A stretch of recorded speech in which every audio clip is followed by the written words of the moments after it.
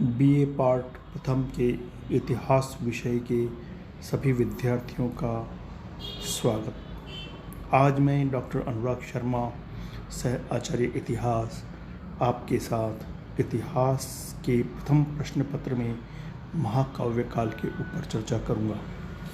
प्राचीन महाकाव्य। संस्कृत काव्यशास्त्र में महाकाव्य का प्रथम सूत्रबद्ध लक्षण आचार्य भामा ने प्रस्तुत किया है और परवर्ती आचार्यों में दंडी, रुद्रट तथा विश्वनाथ ने अपने अपने ढंग से इस महाकाव्य सूत्रबद्ध के लक्षण का विस्तार किया है। आचार्य विश्वनाथ का लक्षण निरूपण इस परंपरा में अंतिम होने के कारण सभी पूर्ववर्ती मतों के सार संकलन के रूप में उपलब्ध है। महाकाव्य में भारत को भारतवर्ष अथवा भारत का देश कहा गया है तथा भारत निवासियों को भारतीय अथवा भारत की संतान कहा गया है, जिसमें आचार्य विश्वनाथ के अनुसार महाकाव्य के लक्षण इस प्रकार हैं। जिसमें सर्गों का निबंधन हो वह महाकाव्य कहलाता है। महाकाव्य में देवता या संस्कृत काव्यशास्त्र में महाकाव्य का प्रथम सूत्रबद्ध लक्षण आचार्य भामा ने प्रस्तुत किया है और परवर्ती आचार्यों में दंडी, रुद्रट तथा विश्वनाथ ने अपने अपने ढंग से इस महाकाव्य के लक्षण का विस्तार किया है। आचार्य विश्वनाथ का लक्षण निरूपण इस परंपरा में अंतिम होने के कारण सभी पूर्ववर्ती मतों के सार संकलन के रूप में उपलब्ध है।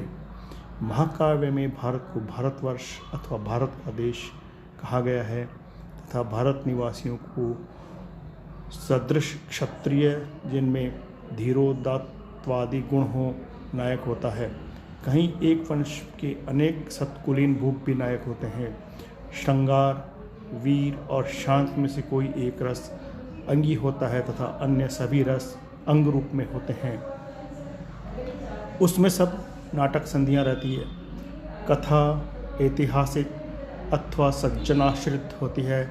चतुर्वर्ग धर्म, अर्थ, काम, मोक्ष में से एक महाकाव्य का फल होता है। प्रारंभ में नमस्कार, आशीर्वाद या वर्ण वस्तु निर्देश होता है। कहीं खलों की निंदा तथा सज्जनों का गुण कथन होता है।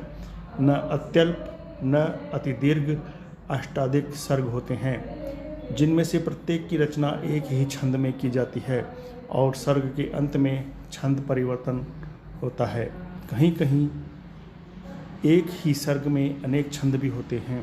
सर्ग के अंत में आगामी कथा की सूचना होनी चाहिए। उसमें संध्या, सूर्य, चंद्रमा, रात्रि, प्रदोष, अंधकार, दिन, प्रातःकाल, मध्याह्न, मृगया, पर्वत, ऋतु, वन, सागर, संयोग, विप्रलंब, मुनि, स्वर्ग, नरक, नगर, यज्ञ, संग्राम, यात्रा और विवाह आदि का यथासंभव सांगोपांग वर्णन होना चाहिए। इसके आधार पर संस्कृत काव्यशास्त्र में उपलब्ध महाकाव्य के लक्षणों का सार इस प्रकार किया जा सकता है। कथानक। महाकाव्य का कथानक ऐतिहासिक अथवा इतिहासाश्रित होना चाहिए। विस्तार। कथानक का कलेवर जीवन के विभिन्न रूपों एवं वर्णन से समृद्ध होना चाहिए। ये वर्णन प्राकृतिक, सामाजिक और राजनीतिक क्षेत्रों से इस प्रकार संबद्ध होने चाहिए कि इनके माध्यम से मानव जीवन का पूर्ण चित्र उसके संपूर्ण वैभव, वैचित्र्य एवं विस्तार के साथ उपस्थित हो सके। इसीलिए उसका आयाम विस्तृत होना चाहिए। विन्यास। कथानक की संगठना नाट्य संधियों के विधान से युक्त होनी चाहिए, अर्थात महाकाव्य के कथानक का विकास क्रमिक होना चाहिए। उसकी आधिकारिक कथा एवं अन्य प्रकरणों का पारस्परिक संबंध उपकारक भाव से होना चाहिए तथा इनमें औचित्यपूर्ण पूर्वापर अनुमिति रहनी चाहिए। नायक। महाकाव्य का नायक देवता या सदृश क्षत्रिय हो, जिसका चरित्र धीरोदात्त गुणों से समन्वित हो, अर्थात वह महासत्व, अत्यंत गंभीर, क्षमावान, अविथन, स्थिर चरित्र, निगूढ़, अहंकारवान और दृढ़व्रत होना चाहिए। पात्र भी उसी के अनुरूप विशिष्ट व्यक्ति राजपुत्र, मुनि आदि होने चाहिए। रस, महाकाव्य में श्रृंगार, वीर, शांत एवं करुण रस में से किसी एक रस की स्थिति अंगी रूप में तथा अन्य रसों की अंग रूप में होनी चाहिए।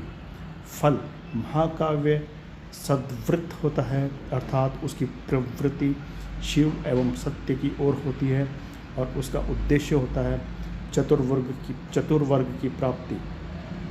शैली, शैली के संदर्भ में संस्कृत के आचार्यों ने प्रायः अत्यंत स्थूल रूढ़ियों का उल्लेख किया है। उदाहरणार्थ एक ही छंद में सर्ग रचना तथा सर्गांत में छंद परिवर्तन, अष्टाधिक सर्गों में विभाजन, नामकरण का आधार आदि।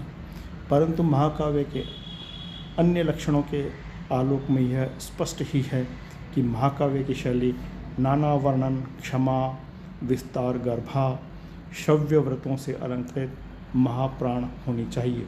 आचार्य भामा ने इस भाषा को सालंकार, अग्राम्य शब्दों से युक्त अर्थात विशिष्ट नागर भाषा कहा है। इस प्रकार महाकाव्य किस तरह कैसा होना चाहिए, महाकाव्य का परिचय हमने किया। कल हम हमारे जो प्रमुख महाकाव्य रामायण और महाभारत है उनके बारे में चर्चा करेंगे।